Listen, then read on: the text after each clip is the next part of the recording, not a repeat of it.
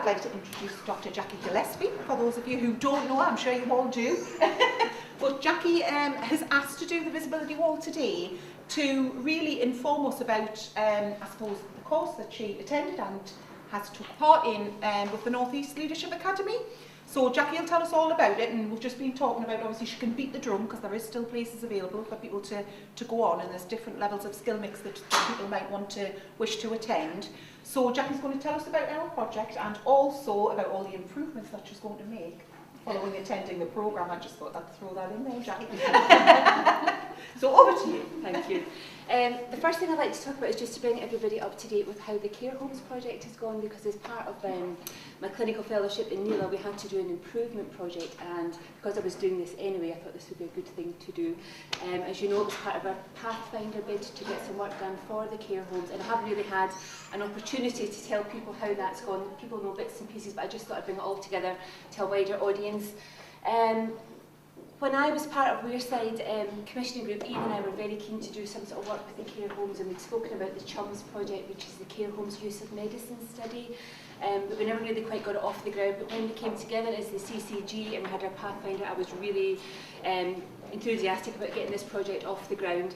And what it involves is pharmacists going into care homes and doing quality reviews, not just medication reviews, but looking at the whole process of how the medicines are ordered, how they're stored, how they get administered to the care staff to reduce waste, and to provide some informal, non-critical training for care home staff about their use and handling of medicines.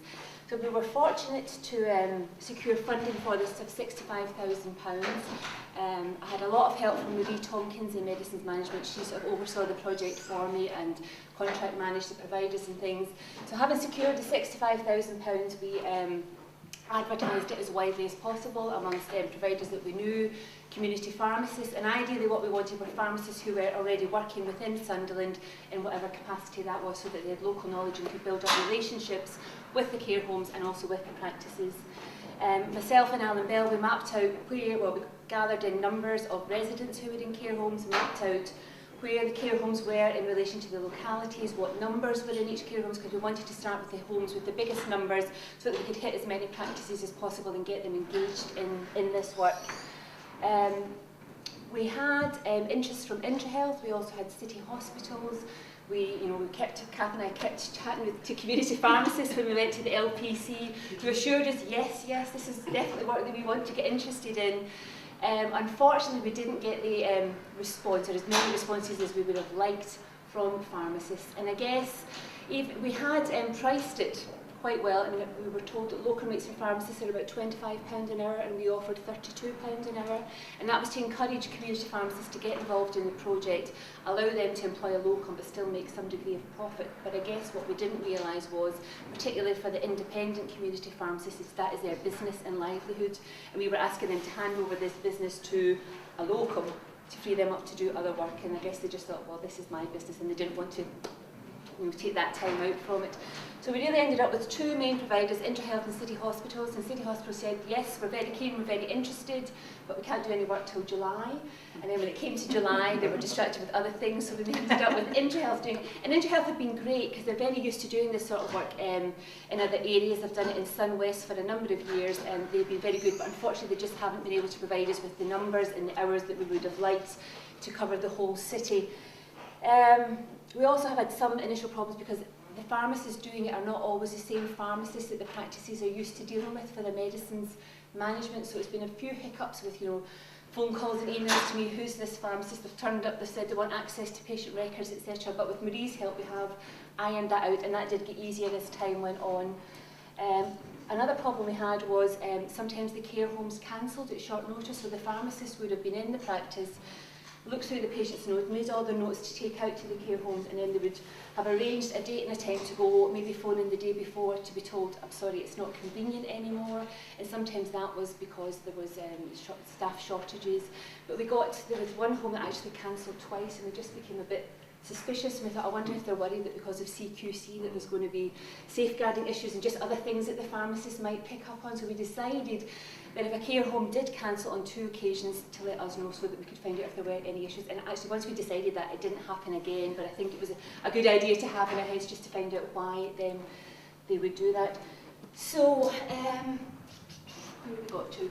So only one of our 2 major bidders actually came to fruition. We encouraged them to use as many staff as possible. We said that we've got this money, use as much staff, as many hours as you need to get the work done.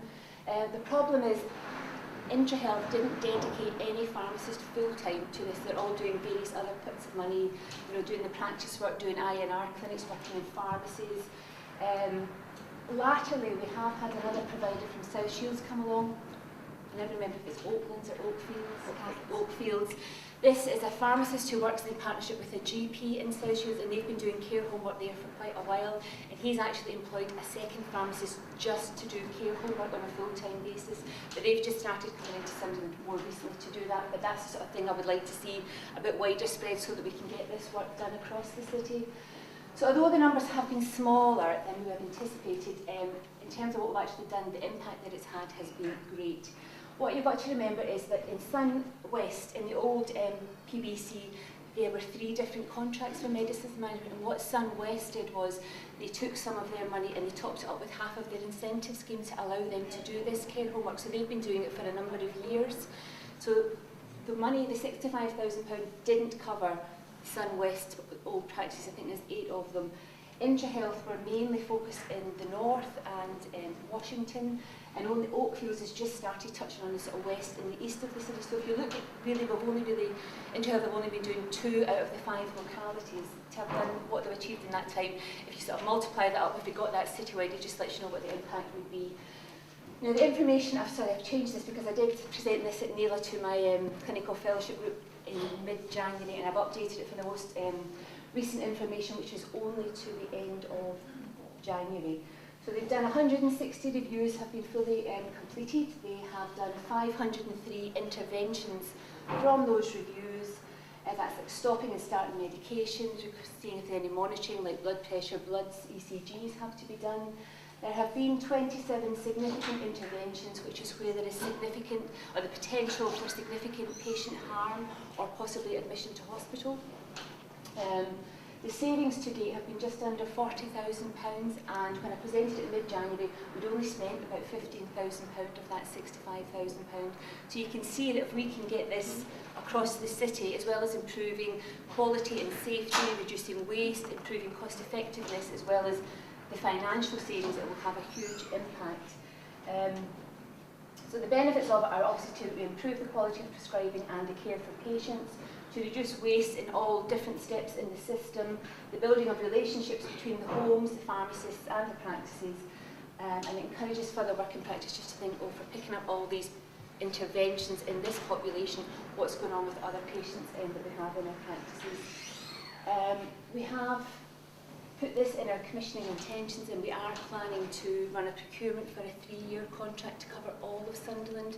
And when we started this as a pathfinder, we asked the practices to tell us how many of your patients do you have in care homes, and I think it was about 2,000 at that stage. So that's 2 years old now, so we need to get back to the practice and say, can you give us more up-to-date information? I would like to extend it to the housebound as well.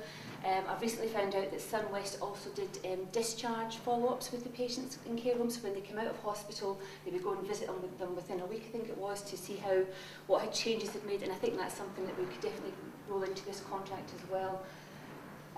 Looking at the cost of it all, based on the figures we had 2 years ago, it was about 2,000, and I allowed 2 hours for a review. That's roughly an hour to review the patient's notes, make your notes of what interventions you need to make, and then an hour to actually go out and do the visit. And costing at £32,000, sorry, £32, not 32,000, £32 an hour, it was about £130,000. Now we have £428 million. It's a fraction of our budget. And I think, obviously, if we're going to extend it to housebounds and do sort of discharge follow-ups as well, it will be a bigger sum, but it's not huge in relation to the total budget that we have. And I just think this is a vulnerable population, and we've said before, there's a whole raft of work we can do with the care homes, and this is just one thread of it, but I think it's a very important thread. And I know we've had problems engaging the pharmacists, but I think if we've got a chunky contract, 3 years to do the whole of the city, which ideally would be one provider doing that, I think we'll definitely get the interest in. Thank you, Jackie. Are there any questions?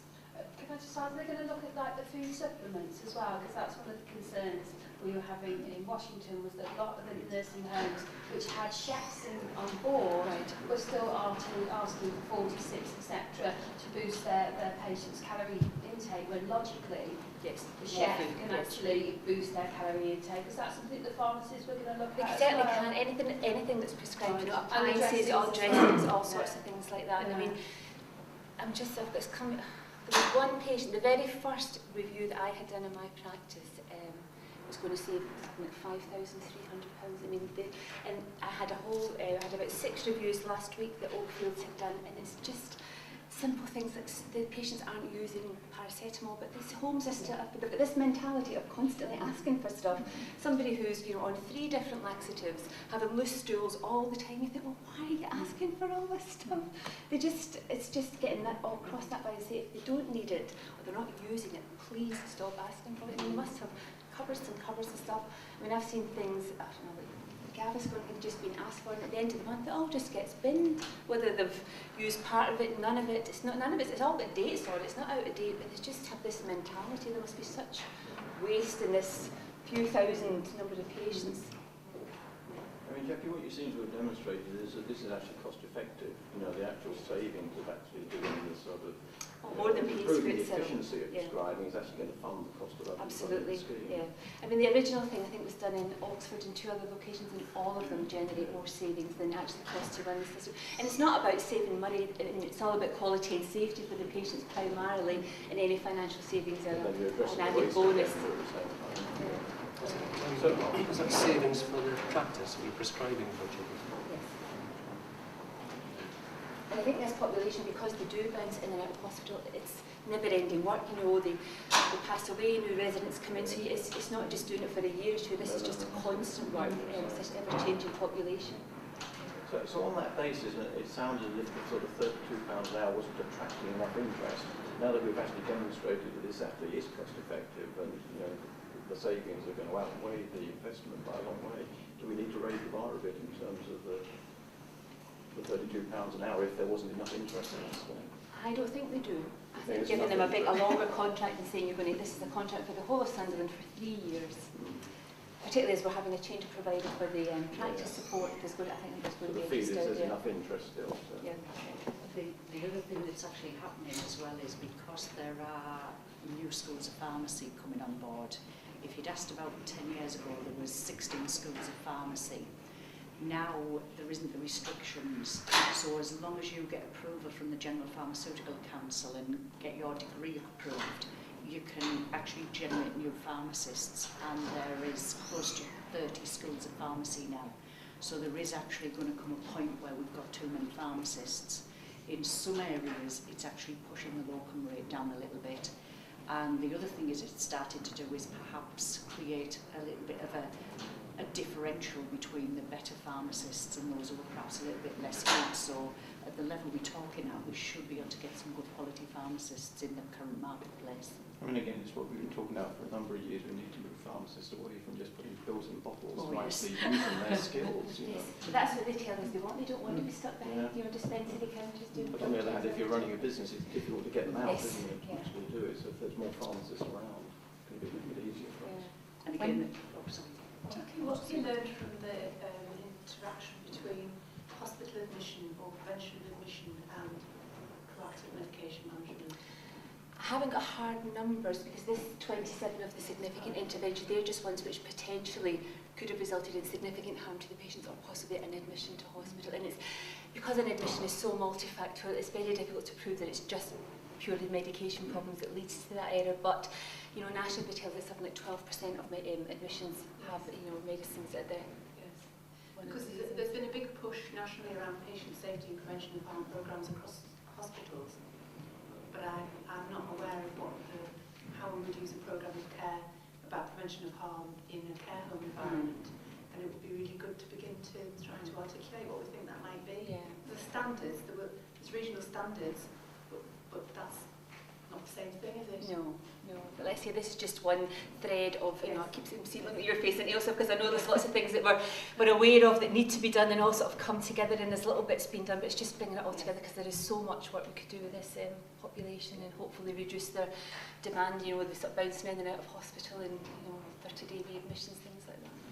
Well, one thing we've done just in Compass is we employed a nurse practitioner recently, and one of his remits is that actually does ward rounds in the nursing homes. So he actually goes out and clerks them when they're really new admitted, and goes through their medication and everything then, and does reviews.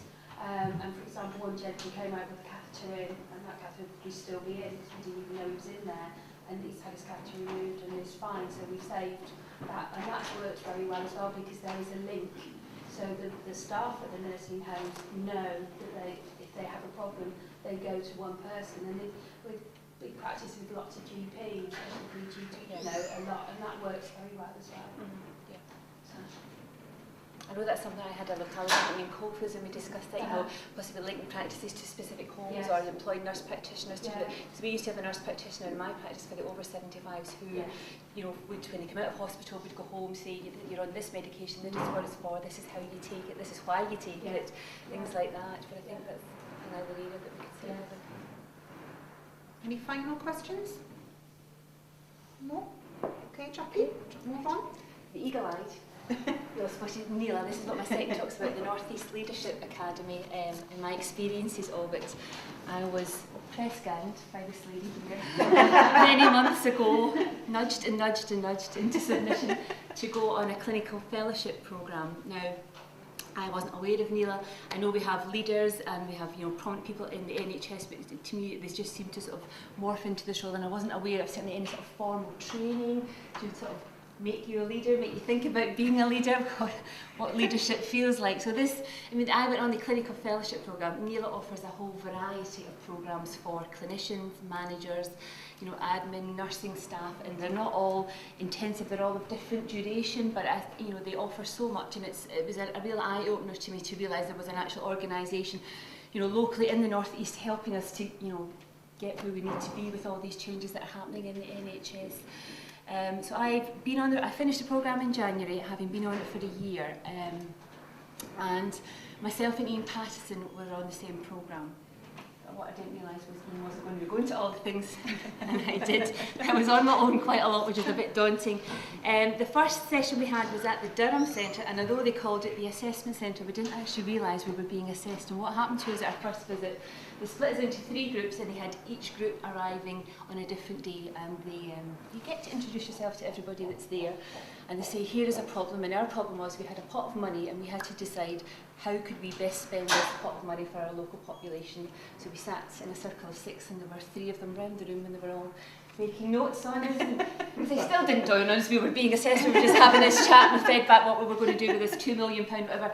And then we got told, well, you're on the programme, and then that's when it sort of sunk in. Thought, we were just seeing if we were up to scratch. So fortunately we all did get through that stage. And the next thing we went on was a 2-day residential at Headlam Hall. And Ian didn't go to that, so I was on my own for that as well, with all these people that I didn't know, which was quite daunting, because it's very intensive. You're with these 20-odd people all the time for 2 days. But it was great, because we spent so much time together, we really got to know each other, got to know about, you know, what people were expecting from the programme, what they were dreading from the programme, what sort of background they came from, why they were on the course.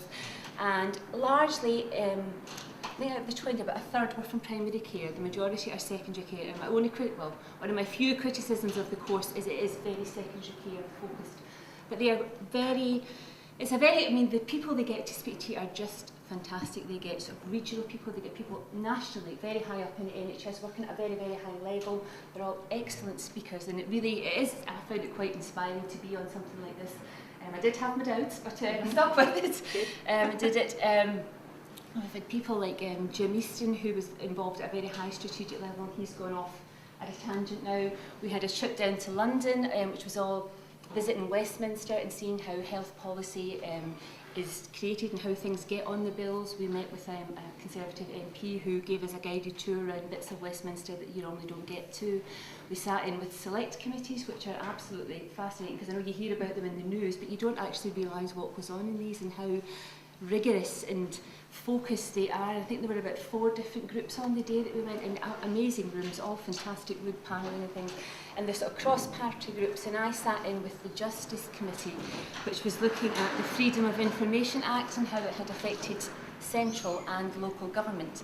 And they had the local government people in. First of all, there was the Chief person of Leeds City Council having to tell us, you know, sort of things that he'd been asked and how, what sort of impact it had. And when you get a Freedom of Information Act, you have so many days, 20 days, whatever, to reply to them. And he'd been asked things like, is Leeds Council prepared for the zombie apocalypse, and what is this response going to be? Which you have to provide a response to. But the most interesting person we saw was when it moved on to central government. Before we were allowed in the room, we were aware of this man arrived and he had all these flunkies about him and umpteen briefcases, and he was actually from the Cabinet Office, and he was sweating cops going into this meeting because he didn't know what he was going to be asked, and he was sitting there with all these papers and things, so that was quite interesting to see. And all, I mean, people around it, MPs that you've heard of, you know, Sir Alan Beith was chairing it, somebody else was in a group that Keith Vaz was chairing, and these people, you're not, when you're asked to go to the committee, you don't have to go, but it's very badly thought of if you don't. Somebody, I think the Home Office one was looking at the fiasco at Heathrow Airport about the border control, and had the chief person from the Borders Agency there. There was an Energy Select Committee and the chief executive from BP or Shell, because it was something to do with oil drilling and renewable resources. But it was brilliant.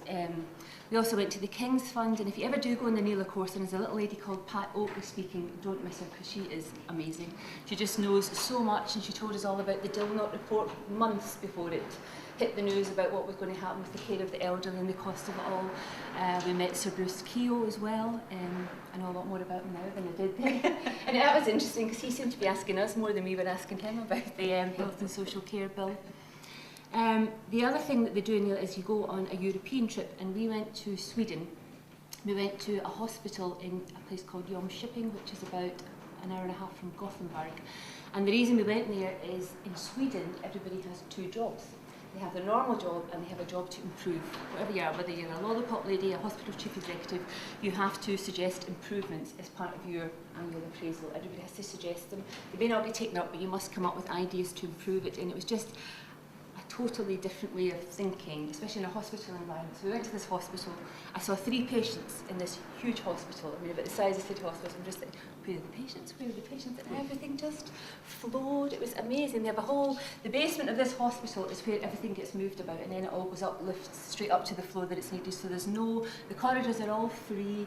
Even in A&E, there was 2 people waiting. It was just unbelievable. They really had all these ambulances lined up, and there was nobody going in and out, and there wasn't even like cars coming in the main entrance. I was like, where is everybody? But they had some fantastic ideas, things like rapid admission programs. So if the ambulance men were out and they picked somebody up who had had a fall and obviously had like a fractured neck or femur, they would take bloods from them. They went straight to X-ray, got reported immediately straight up to the orthopaedic ward. If it looked like somebody had had a stroke, again they did bloods and everything in the ambulance, straight to the CT, straight to the stroke unit. They would just bypass casualty altogether. In the A&E department, they have digital dictation, so when patients are seen, they dictate straight away. They've got 24/7 secretaries, so dictating all this gets typed. The time the patient's up in the ward, it's all on the screen. The GPs, the hospitals, social care, all use the same IT, so the GP can follow everything exactly what's happening. It was unbelievable. I just thought this is the dream. Really amazing. What else did we learn? Oh, they were talking about just the programme they have for the elderly. They have this sort of imaginary patient called Esther, and they showed us a picture of Esther. And every programme they design, I think, we have always remember Esther, and can Esther cope with this? What we're trying to do here, this pathway. If it works for Esther, it will work for the population that they're trying to address, which I thought was a good principle. Some of the other speakers we had a guy who trains the round the world yacht team for Britain, and he was talking about inspiring a team, and he was fantastic. I mean, nothing at all to do with health, but it just shows you that what applies to one team, you can apply to other teams. And I was going around for weeks giving myself motivational talks after that. It was great. Not all the talks were great. I think the low point was we had a woman come to tell us how to dress for influence. I mean, it was just common sense stuff like, you know, men, shaggy eyebrows, nasal hair, ear hair. I was like, surely people know this sort of thing. Ladies, don't have your bra strap hanging down. That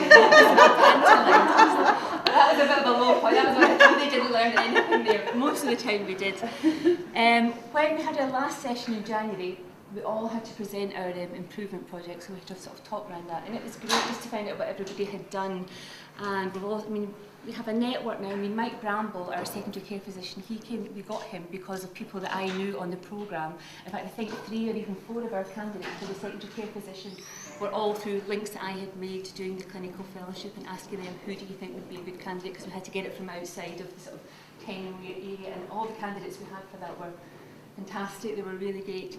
So the last day we did our presentations, we had to, at the last minute we were told you have to suggest a song that sums up what the programme means for you. So I was sitting the night before Googling songs for leadership, and it's things like Gary Glitter, leader of the gang. I thought, that Walk This Way. I thought, that's quite good, that's quite good. And then my husband, he's a much more of a music aficionado than I am. He says, I was coming up with all these suggestions. He said, they're rubbish, they're rubbish. So you've got to have the Stones or the Beatles or whatever. I went, okay, give me a song and give me a song. So he's tossing all these CD cases at me, which is why I have the lyrics here of the Rolling Stones. And it's nothing to do with the verses, it's the chorus. You don't always get what you want, but sometimes you just get what you need. Because I did not want this programme. I do think it's what I needed at the time, because I would not have volunteered to do this a year ago, as Claire will tell you. So if this woman ever comes up to you, and this, you know where it's leading, you're going to be doing something like this, but I would say just, it was well outside my comfort zone, and there were times where I just thought, why am I doing this? But I think overall it's been a very, very positive experience, and it's just to share that experience more with and hopefully encourage more people to come forward, because we do have to think about succession planning at all levels. In particular, I know some of our clinical leads, like Julia sitting there in the stair, are already started in this, but I would love more clinical leads to get involved in this, and managers and nurses. As I say, it's not just for clinicians, there's so many different programmes that we offer, and we do have money. Well, actually it's paid for. It's actually the Leadership Academy have secured funding, so it's not that it's actually costing the CCG, so that's another reason why we should try and use the places. We only get allocated so many, but obviously it is a case of first come first served, so if anybody is interested in doing any of the leadership training, then obviously come forward, or otherwise, as I say, I will come and badge you if I think that it would be good. But there are opportunities there, and really we need to seize them, to be honest, because it is a really valued programme. Are there any questions for Jackie? No? You've stunned them in the silence. They're terrified to speak and then get volunteered to do a programme, that's fine. Okay, that's great. Well, we're spot on time.